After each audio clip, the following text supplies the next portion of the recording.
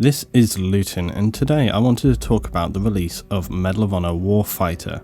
Now, many people have seen my opinion already on Twitter or asked me why I haven't posted gameplay or generally been producing anything about the game. And the simple answer is because I planned already about a month ago that I wouldn't be picking up the title. Now, I based this decision on a few factors, but one of the main reasons was that from the releases about the game we had seen, coupled with the previous offering, I didn't have a strong feeling that this was going to be a title that was particularly worth me purchasing.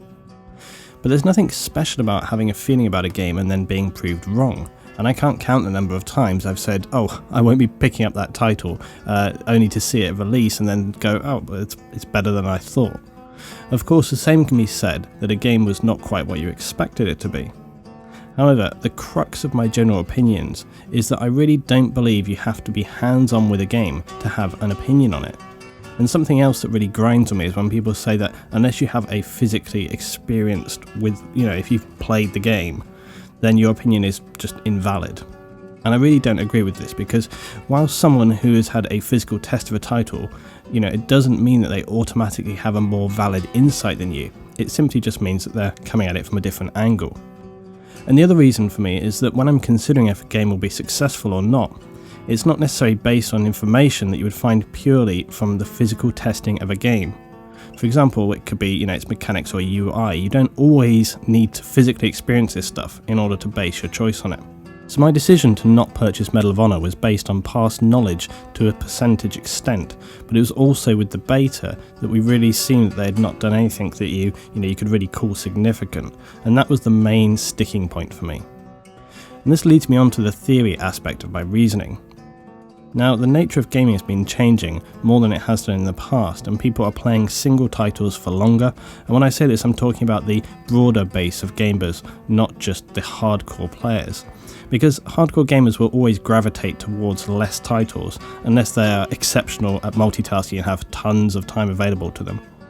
It's more realistic that people who are serious about a title, like for example EVE, Call of Duty, World of Warcraft or Battlefield, they're going to invest some significant time into those titles. And therefore, the importance of which games you select to put that time into becomes more significant than it ever was. Especially if, like myself, you have more to do than just play games 24/7. And whilst that would be in some respects a dream, and it would probably also be a bit of a horror in equal parts. So, this brings me back to the choice about Medal of Honor, and my decision not to purchase it from the outset. I spent the beta period watching and analysing people's gameplay and opinion, and often finding that some producers had strongly overestimated the potential. But I also noticed that what came across to me as only distinctly generic FPS gameplay. The maps and graphics seemed to really just not blow me away, I was not in awe, and I really found myself thinking that it could have been any FPS that was made in the last 5 years, maybe with a little bit extra spit and polish. So does this mean that I'm automatically a hater of Medal of Honor? Well, absolutely not. In fact, anyone who did not start gaming at the advent of the next-gen consoles remember that Medal of Honor had some very enjoyable titles previously. For example, Rising Sun and Frontline among its catalogue of 14 complete titles to date across nearly every system. So what is wrong with the current title, and how can someone like me who has not played the game judge it without playing it? Well, for several reasons. For one, I've seen the gameplay and mechanics of the game and its UI extensively, as well as speaking firsthand to about 5 other YouTube producers whose opinions not only do I respect, but also so do the community, and for the most part I'm sure you can guess from the people I work with on my channel who these guys are.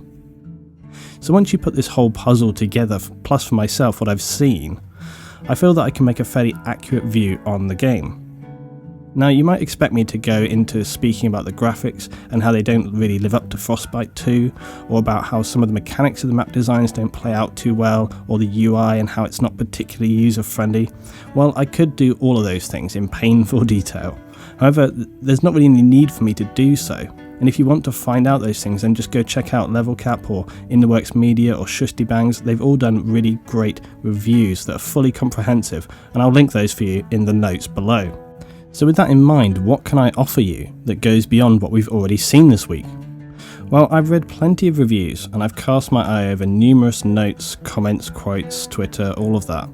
and the majority of the criticism seemed to lie within the details of the game that we've already mentioned, like the mechanics, the look, the physical aspects of the game, and all of that is well and good, but it's not what I find the hardest thing to lie with. The thing that I find is the strongest factor in my choice to not pick up Medal of Honor was it's simply lacking. And you could couple that with its release date and it really is a recipe to be condemned to the pre-owned shelf before Christmas.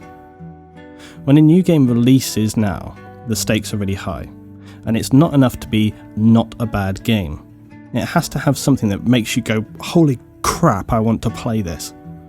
And does Medal of Honor have this? It simply doesn't. Level Cap has mentioned to me several times this week that the fireteam aspect is really enjoyable, and I've heard from other players this as well. But seriously, it's not anything revolutionary, and it's only an adaptation of elements we've seen so many times before.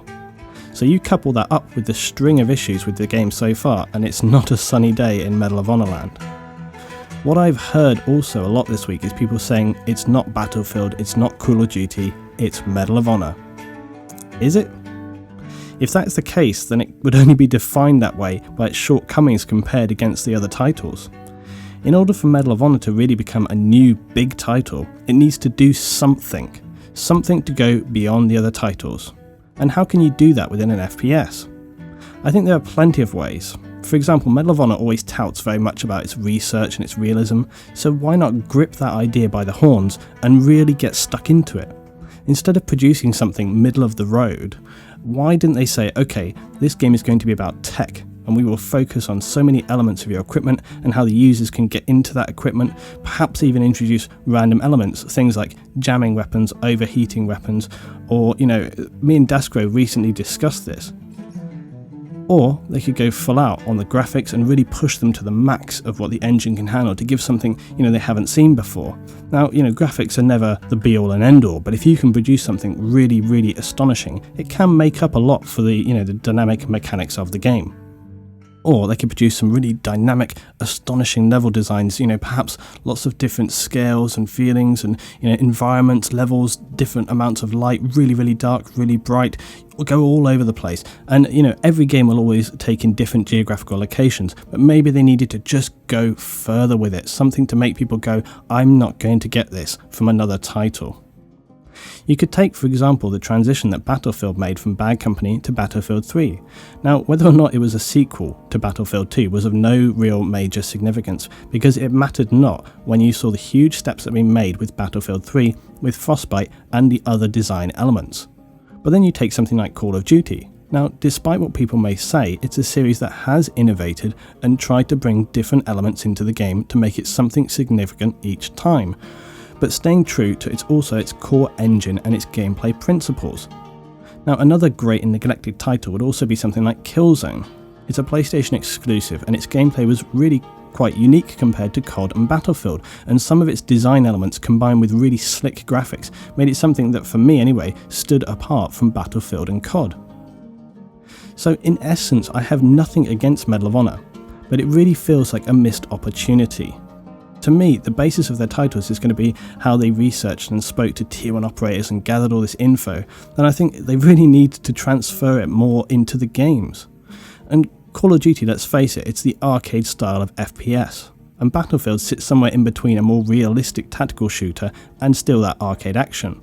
Why doesn't Medal of Honor just have the balls to say, okay, we're going to be different and we're going to be the serious FPS title? We'll get really into the equipment, and I mean even more than it has done, with a huge array of tools and equipment, how you use it, how you learn to use it, maybe that integrates into your character stats and things like this, and perhaps give some gameplay and map design that's going to support and integrate into that idea and that concept. I think right now Medal of Honor doesn't really know what it wants to be, and no matter what people say, its indecisiveness comes through in its final product. It's trying to be a serious FPS, but at the same time it wants to be arcade enough that it's going to appeal to the softer side of FPS players.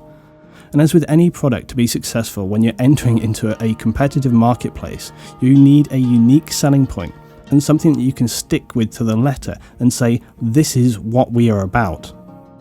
Until Medal of Honor finds its identity and the developers have the courage to take a risk and try something different, then not only will I not be picking up the Medal of Honor next time around, but it will be eternally consigned to being the game that never was. As always guys, I look forward to your thoughts and feedback, and I'll see you for some more game content very soon. This has been Luetin.